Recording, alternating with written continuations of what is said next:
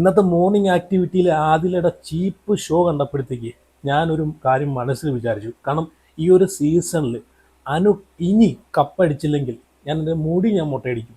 വേറൊന്നുമല്ല, കാരണം ജനങ്ങളെ വെറും ഫൂളാക്കി കളയുന്നുള്ള രീതിയിലാണ് ഇന്ന് ആദിലയും അതുപോലെ റീ എൻട്രി ആയിട്ട് കയറി വന്നിട്ടുള്ള കുറേ എണ്ണം അവിടെ ഇരുന്ന് ആദില പറഞ്ഞു കഴിഞ്ഞപ്പോഴത്തേക്ക് കൈയടിച്ച് പ്രോത്സാഹിപ്പിച്ചു കൊടുത്തത് അല്ലേ. എന്താണ് ഈ ആദില കൊടുത്തത്? ഈ ആദിലയുടെ വേറൊരു സംഭവം എന്ന് വെച്ച് കഴിഞ്ഞാൽ ആദിലയുടെ റിയൽ ഫേസ്, ആദിലയുടെ റിയൽ സ്വഭാവം ഇന്ന് അനുവിന് നേരിട്ട് കാണാൻ പറ്റി.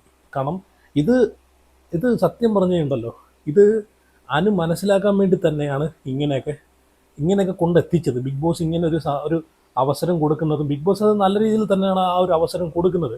ഇവരെ ഈ പറഞ്ഞിട്ടുള്ള പ്രശ്നങ്ങളെല്ലാം പറഞ്ഞു തീർത്ത് ഇവിടെ അങ്ങ് സോൾവ് ആക്കി പോകണമെങ്കിൽ പോട്ടെ എന്ന് പറഞ്ഞിട്ടാണ് ബിഗ് ബോസ് കൊടുത്തത്. അല്ലാതെ ഇനിയിപ്പോൾ ഈ ഒരു സീസണിൻ്റെ ഇൻഡായി, ഇനിയിപ്പോൾ 3 ദിവസം കൂടെ ഉള്ളൂ, ഇതിനകത്ത് ഇനി ഇട്ട് കോണ്ടന്റ് ഉണ്ടാക്കേണ്ട കാര്യം ബിഗ് ബോസിനില്ല. അപ്പോൾ അതൊക്കെ വിചാരിച്ചാണ് ബിഗ് ബോസ് ഇവരെയൊക്കെ നെഗറ്റീവ് അങ്ങ് മാറുന്നെങ്കിൽ മാറിക്കോട്ടെ എന്ന് പറഞ്ഞിട്ടാണ്, എന്ന് കരുതിയിട്ടാണ് ഈ ഒരു സംഭവം ഇന്നത്തെ മോർണിംഗ് ടാസ്ക് കൊടുക്കുന്നത് തന്നെ. അപ്പം ഇവരെന്താണ് ചെയ്തത്? ഈ ആദിലെ പോലത്തുള്ള ഈ ദുഷിച്ച മനസ്സുള്ള ഇവരൊക്കെ എന്താണ് ചെയ്തത്? അത് വീണ്ടും ദുരുപയോഗം ചെയ്തു. വീണ്ടും അവരെ പേഴ്സണൽ ഗ്രഡ്ജ് അയലത്തോട്ട് എടുത്തിട്ട് വൈരാഗ്യമാണ് ഇപ്പം ഈ ആദിലയുടെ വായിൽ നിന്ന് വീണുകൊണ്ടിരിക്കുന്നത്. ഇപ്പം ഓൾറെഡി ഇവർക്ക് അറിയാം ഇവർ വിൻ ചെയ്യത്തില്ല. ആദിലേക്ക് അറിയാം ആദിലയോ നൂറയോ അക്ബറോ ഇവരാരും വിൻ ചെയ്യത്തില്ല. വിൻ ചെയ്യാൻ പോകുന്നത് ചാൻസ് ഉള്ളത് അനീഷിനും അനുവിനാണ് സപ്പോർട്ട് കൂടുതൽ. ഇവർ രണ്ടിൽ ആരെങ്കിലും ആയിരിക്കും വിന്നറാവാൻ പോകുന്നത്. അങ്ങനെയാണെങ്കിൽ ഒരു കാര്യം ചെയ്താൽ, പ്രത്യേകിച്ച് അനീഷിനോട് ഇവർക്കൊന്നും ഒരു വൈരാഗ്യം ദേഷ്യം കാര്യങ്ങളൊന്നുമില്ല, പക്ഷെ അനുവിനോടാണ് ദേഷ്യവും വൈരാഗ്യവും. അപ്പം അങ്ങനെയാണെങ്കിൽ അനുവും വിന്നറാവണ്ട എന്നുള്ളൊരു മനസ്സിൽ ദുഷിച്ച മനസ്സും കൊണ്ടിട്ട് നടന്നിട്ട് അവസാനം ബിഗ് ബോസ് ഇങ്ങനെ അവസരം കൊടുത്തപ്പോഴത്തേക്ക് അത് അവരെ നല്ലതിന് വേണ്ടിയിട്ട് ഉപയോഗിക്കാനുള്ളതിന് വീണ്ടും അവരെ മനസ്സിൽ വിഷമെല്ലാം എടുത്ത് വെളിയിലോട്ട് അങ്ങോട്ട് തികട്ടി. അതാണ് ഇന്ന് നമ്മൾ ആ മോർണിംഗ് ആക്ടിവിറ്റിയിൽ കണ്ടത് അല്ലേ. ഇവിടെ ആര്യൻ്റെ കേസ് എടുത്തിരുന്നുണ്ട്. ഇവിടെ ഈ ബിഗ് ബോസ് കൊടുത്ത ടാസ്കുമായിട്ട് ബന്ധപ്പെട്ട് നൂറയും നൂറയും ആര്യനൊക്കെ മത്സരിക്കുന്നൊരു സമയത്ത് നൂറയുടെ വയറ് കണ്ടെന്ന് പറഞ്ഞിട്ട് ഈ ആര്യൻ എന്തോ ഗോഷ്ടി കാണിച്ചെന്ന് പറഞ്ഞിട്ട് അതിനെ പറ്റിയിട്ടുള്ള കുറ്റപ്പെടുത്തലുകളാണ് ഇന്ന് ആദില മൊത്തം അനുവിൻ്റെ തലയിൽ കൊണ്ടിട്ടത്. ഈ ഒരു വിഷയം ലൈവ് കണ്ട ജനങ്ങൾക്കറിയാവുന്നതാണ്. ഈ ഒരു വിഷയം ചർച്ചയാക്കുന്ന തന്നെ നൂറ പറഞ്ഞിട്ടാണ് ആദില അറിയുന്നത്. അങ്ങനെയാണ് ആദില അതൊരു സംസാരമാക്കുന്നതും പ്രശ്നമാക്കുന്നതും. ബേബിയുടെ അവർ രണ്ടും ബേബീസ് അല്ലേ, ഇനി ബേബിയുടെ വയറ് കണ്ടു കഴിഞ്ഞാൽ ഇനി എന്തെങ്കിലും ആയി പോകുമെന്നുള്ള രീതിയിൽ അന്ന് അവർ പ്രശ്നമാക്കിയായിരുന്നു. അപ്പം ഒന്നത്തെ കാര്യം ആദില ഇങ്ങനെയുള്ള കാര്യങ്ങൾക്കൊക്കെ എന്താണ് സത്യം എന്താണ് കള്ളം ഇതൊന്നും അറിയാതെ എടുത്തടിച്ചതുപോലെ പ്രതികരിക്കുന്ന ഒരു വ്യക്തിയാണ് ഈ ആദില. അത് ആരെങ്കിലും ഒരാൾ ശരി അതാന്ന് പറയുകയാണെങ്കിൽ അവിടെ പോയി നിൽക്കും. ഇപ്പുറം നിന്ന് ഒരാൾ ശരി ഇതാന്ന് പറയുമെങ്കിൽ ഇപ്പുറം പോയി നിൽക്കും. അങ്ങനെ ഒരു ക്യാരക്ടറാണ് ആദിലയുടെ. അപ്പം ഇത് ആദില വളച്ചൊടിച്ചു അത് അനുവിൻ്റെ തലയിൽ കൊണ്ടിട്ട് ഇത്രയും പേരെ മുമ്പിൽ വെച്ചിട്ട് ആര്യനെ ഉൾപ്പെടെ തെറ്റിദ്ധരിപ്പിച്ചു. അവിടെ അനുവാണ് ഇതെല്ലാം ഇങ്ങനെ പറഞ്ഞുണ്ടാക്കിയത്, ഇവരെ തെറ്റിദ്ധരിപ്പിച്ച് ഇതിലേക്ക് ഇറക്കി വിട്ടത് എന്ന് ആദില പറയുവാണ്. അപ്പം ഈ ആദിലയുടെ ഈ ഒരു വിഷം തിന്ന മനസ്സ്, വിഷം കൂടിയതിനുള്ള ഇത് സത്യം പറഞ്ഞാൽ ഈ അന്ന് നെവിൻ പറഞ്ഞല്ലോ മൂർഖനെക്കാളും കഷ്ടമാണ്. അതൊക്കെ മൂർഖനെക്കാളും കഷ്ടം ഈ ആദിലെ പോലത്തുള്ള ആൾക്കാരാണ് അല്ലേ.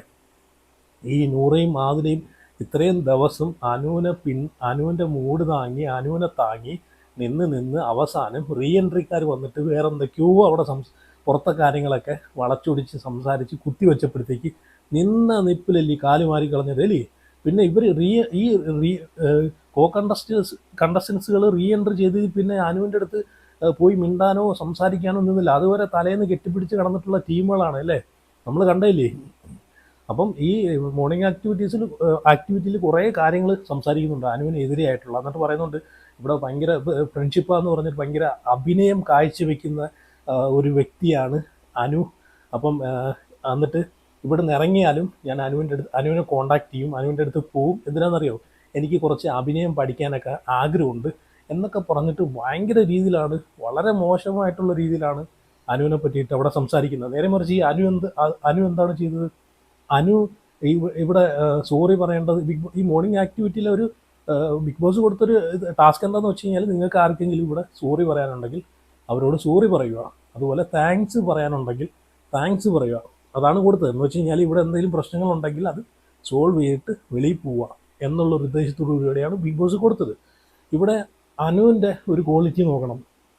അനു വന്നിട്ട് നമ്മളെ രേണുസുതിയെ പറ്റിയിട്ടാണ് പറയുന്നത്.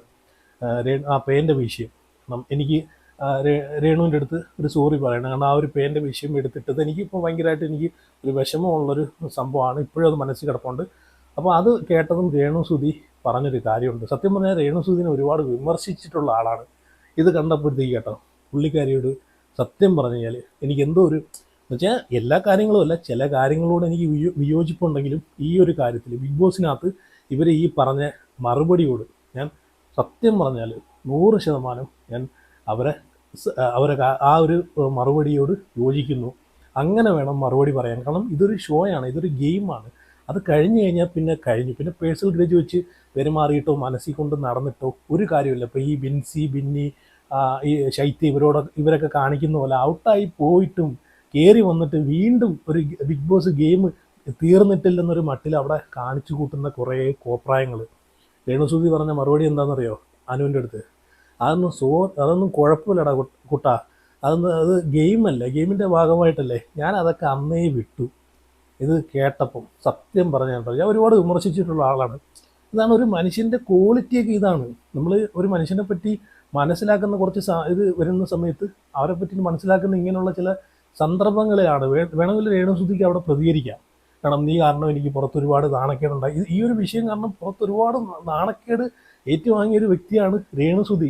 ഞാൻ ഉൾപ്പെടെ വിമർശിച്ചിട്ടുണ്ട് ഈ പേൻ്റെ കേസുമായിട്ട് ബന്ധപ്പെട്ട്. അപ്പം അനുവിൻ്റെ അടുത്ത് ഈ ഒരു പറഞ്ഞ മറുപടി ഒരു രക്ഷയില്ല കേട്ടോ. സൂപ്പർ. ഇങ്ങനെ വേണം മനുഷ്യരായി കഴിഞ്ഞാൽ, ഇങ്ങനെ വേണം. കാരണം നമ്മളെ കൈ ഒരാളിൽ നിന്ന് നമുക്ക് എന്തെങ്കിലും ചില സമയത്തുണ്ടാകുന്ന ബുദ്ധിമുട്ടുകൾ അത് പിന്നെ മനസ്സിൽ വയ്ക്കാതെ അത് ക്ഷമിച്ച് കളയുന്നിടത്താണ് നമ്മളൊരു മനുഷ്യനാവുന്നത്. എന്നിട്ട് ഇവിടെ ആദിലയുടെ കേസും പറയുന്നുണ്ട്, താങ്ക്സ് പറയേണ്ടുള്ള ആരാണെന്ന് ചോദിക്കുമ്പോഴത്തേക്ക് അനു ആദിലയുടെ കേസും പറയുന്നുണ്ട്, ആദില നൂറ് അവരുടെ കേസും പറയുന്നുണ്ട്. ഇവരുമായിട്ട് വഴക്കുണ്ടാക്കുന്ന സമയത്ത് അവർ അങ്ങനെയൊന്നുമല്ല, ഞാൻ അങ്ങോട്ട് പോയി മിണ്ടിയിലും അവർ ഇങ്ങോട്ട് വന്ന് മിണ്ടാറാണ് പതിവെന്ന് പറഞ്ഞിട്ട്. അപ്പം ഞാൻ താങ്ക്സ് പറയുന്ന അവരോടാണ്, കാരണം അത്രയ്ക്കും നല്ല മനസ്സുള്ള ആൾക്കാരാണ് അവരെന്ന് പറഞ്ഞിട്ടാണ് അനു അവരെ പറ്റിയിട്ട് സംസാരിക്കുന്നത്. അത്രയും ഈ അനു ഇന്ന് വരെ ഈ രണ്ട് വ്യക്തികളെ മോശക്കാരാക്കിയിട്ട് എവിടെയും സംസാരിക്കുന്നത് ഞാൻ കണ്ടിട്ടില്ല. ലൈവിനകത്ത് ഒരിടത്തും കണ്ടിട്ടില്ല. ഇത് കണ്ടിട്ടുള്ള ആരെങ്കിലും ഉണ്ടെങ്കിൽ അങ്ങനെ എന്തെങ്കിലും അനുവിൻ്റെ ഭാഗത്തു നിന്ന് ഉണ്ടായിട്ടുണ്ടെങ്കിൽ നിങ്ങൾ ഉറപ്പായിട്ടും കമൻറ്റ് ചെയ്യണേ കേട്ടോ. ഞാൻ കണ്ടിട്ടില്ല. പക്ഷേ നേരെ മറിച്ച് ഈ ആദില നൂറ ഒരു പക്ഷേ എനിക്ക് തോന്നുന്നു അതുകൊണ്ടായിരിക്കാം അനുവിന് ഇവരെ മനസ്സിലാവാതെ പോയത്. കാരണം ഇവർ അനുവിൻ്റെ മുമ്പിൽ വെച്ചല്ലല്ലോ ഒന്നും സംസാരിക്കുന്നത്. അനുവിൻ്റെ ഈ പ്രശ്നങ്ങൾ ഉണ്ടാകുന്ന സമയത്ത് അനുവിനെ അതിലേക്ക് വലിച്ചിടുകയാണ് ചെയ്യുന്നത്. ഒന്നും അറിയാത്ത പോലെ മുമ്പിൽ നിന്നിട്ട് അനുവിനെ അതിലേക്ക് തള്ളിയിട്ടിട്ട് മാറിയിരുന്ന് ചിരിക്കുന്ന രണ്ട് വ്യക്തികളെയാണ് നമ്മൾ കാണുന്നത്. അല്ലെങ്കിൽ ഇവരെന്ത് ചെയ്യണം? ഇൻഡിവിജ്വലായിട്ട് ഗെയിം കളിക്കണം, ഒറ്റയ്ക്ക് ഗെയിം കളിക്കണം. അതാണ് വേണ്ടുന്നത്. ഇപ്പം ഇത് അനുവിൻ്റെ കൂടെ നിന്നിട്ട് പുള്ളിക്കാരിയുടെ സപ്പോർട്ടിന് വേണ്ടിയിട്ട് കൂടെ നിന്നിട്ട് ഞാൻ നല്ല ബെസ്റ്റ് ഫ്രണ്ടാണ്, മണ്ണാങ്കട്ടയാണ്, മറിച്ചതാണെന്ന് പറഞ്ഞിട്ട് കൂടെ നിന്നിട്ട് അവസാനം കാര്യത്തിനോട് അടുക്കുമ്പോഴത്തേക്ക് ഇവർ സംസാരിക്കുന്ന എല്ലാ വിഷയങ്ങളും ഇവർ മാനിപ്പുലേറ്റ് ചെയ്യുന്ന എല്ലാ കാര്യങ്ങളും കൊണ്ട് അനുവിൻ്റെ തലയിടലാണ് ഇവരെ ജോലി. ഇതൊക്കെ ജനങ്ങൾ കണ്ടുകൊണ്ടിരിക്കുന്നതാണ് ഈ സംഭവങ്ങളൊക്കെ അല്ലേ.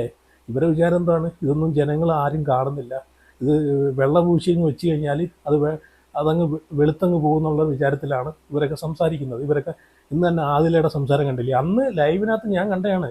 ഈ നൂറ വന്നാണ് ആദിലടുത്ത് ഈ ഒരു കാര്യം പറയുന്നത്, വിഷയമാവുന്നത്.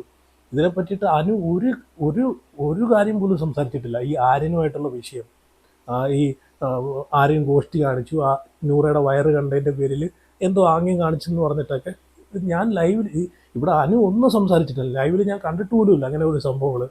ഇത് അനുവിൻ്റെ തലയിൽ ചില ആൾക്കാർ പറഞ്ഞതുകൊണ്ട് ഞാൻ തെറ്റിദ്ധരിച്ചു പോയി, അതുകൊണ്ടൊക്കെയാണ് ഇങ്ങനെയൊക്കെ പ്രശ്നം ഉണ്ടായെന്നൊക്കെ പറഞ്ഞിട്ട് ആര്യനോട് സോറി പറയുവാണ് ഈ ആദില. എന്തായാലും കൊള്ളാം. എന്തായാലും ഇവിടെ ആദിലയുടെ ഒരു റിയൽ ഫേസ് അനുവിന് മനസ്സിലാക്കാൻ സാധിച്ചു എന്ന് വേണമെങ്കിൽ പറയാം. ഇതൊക്കെ കഴിഞ്ഞിട്ട് പുള്ളിക്കാരി ജിഷൻ്റെ അടുത്തൊക്കെ ഒരുപാട് കാര്യങ്ങൾ സംസാരിക്കുന്നുണ്ട്. കാരണം ഇനി ഇവർ രണ്ടുമായിട്ട് എനിക്ക് യാതൊരു ബന്ധമില്ലെന്നാണ് അനു പറയുന്നത്.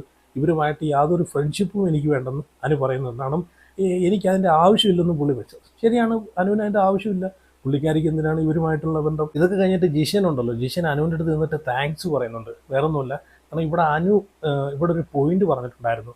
കാരണം നമ്മളെ സക്സസ് ഒക്കെ വിട്ടിട്ട്, നമ്മളെ സക്സസ് മറന്നിട്ട് നമ്മളൊരു ഫ്രണ്ട്ഷിപ്പിൻ്റെ പുറകെ പോവരുത്, ഒരിക്കലും പോവരുത് എന്നൊരു പോയിന്റ് അനു ഇവിടെ പറഞ്ഞിട്ടുണ്ടായിരുന്നു. അപ്പം ജിഷൻ അനുവിൻ്റെ അടുത്ത് പറയുന്നുണ്ട്, നീ ഇത് പറഞ്ഞപ്പോഴത്തേക്ക് ഞാൻ ഒരുപാട് ചിന്തിച്ച്, ഈ പറഞ്ഞ കറക്റ്റ് പോയിന്റ് തന്നെയാണ്. നമ്മളെ സക്സസ് മറന്ന് ഒരിക്കലും നമ്മളൊരു ഫ്രണ്ട്ഷിപ്പിൻ്റെ പുറകെ പോയി കഴിഞ്ഞാൽ അത് നമുക്ക് തന്നെ വിനയുണ്ടാക്കും. നീ പറഞ്ഞ കറക്റ്റ് കാര്യമാണ്. കാരണം നീ പറഞ്ഞപ്പോൾ അതെനിക്ക് കുറച്ചുകൂടെ എനിക്ക് മനസ്സിലാക്കാൻ സാധിച്ചെന്ന് പറഞ്ഞിട്ട് ഇവിടെ ജിഷൻ അനുവിൻ്റെ അടുത്ത് ഒരു താങ്ക്സ് വരെ പറയുന്നുണ്ട്. അപ്പോൾ എന്തായാലും കൊള്ളാം, ആദിലയുടെയൊക്കെ റിയൽ ഫേസ് അനുവിന് ഒരു ഫേസ് ടു ഫേസ് ആയിട്ട് നിന്ന് കാണാൻ പറ്റി. മറ്റേതൊക്കെ പുറമേ നിന്നിട്ടാണല്ലോ ഇവർ കുത്തുന്നത്.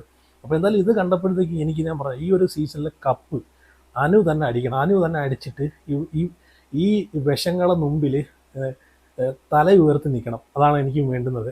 കാരണം ഈ ഒരു ആദിൽ ഇത്രയും പറഞ്ഞു കഴിഞ്ഞിട്ട് അവിടെ നിന്ന് എണ്ണീച്ച് അവിടെ പോയി ഇരിക്കാൻ നേരത്ത് അവിടെ ഇരുന്നിട്ട് ബാക്കി എല്ലാവരും ബിൻസി, ശൈത്യ, അപ്പാൻ ഇവരെല്ലാം കൂടെ ക്ലാപ്പ് അടിക്കുന്നു. എന്തോ വലിയ സംഭവം പറഞ്ഞിട്ട് പോയതുപോലെ. ഇതൊക്കെ ജനങ്ങൾ കണ്ടുകൊണ്ടിരിക്കുന്ന സംഭവമല്ലേ.